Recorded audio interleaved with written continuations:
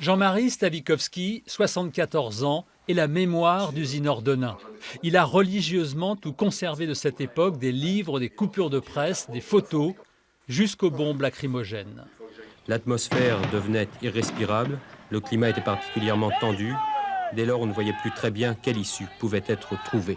Car le 12 décembre 1978, Denain entre en guerre. En guerre contre la fermeture d'Usinor. 12 000 emplois sont supprimés d'un trait de plume, la moitié dans le Nord, la moitié en Lorraine. Personne alors n'y croit. L'aciérie de Denain tourne à plein régime.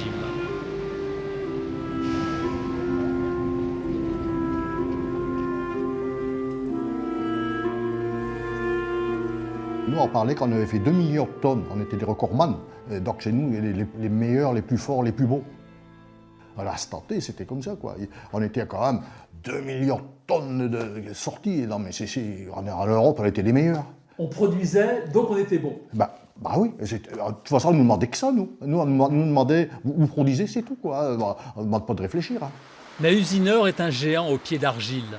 Sa dette est abyssale.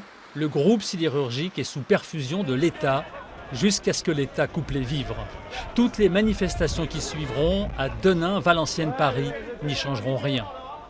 François Dumay était le grand patron de la CGT du Nord-Pas-de-Calais.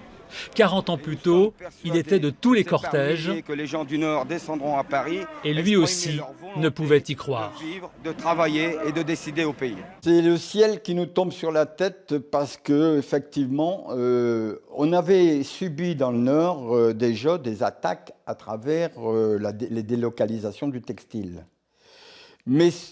Et quand même aussi des menaces sur la fin des mines. Mais la sidérurgie, pour nous, c'était quand même considéré comme un élément central de notre département industriel. L'aciérie fermera définitivement en 1983 et des décennies plus tard, Denain peine encore à s'en remettre.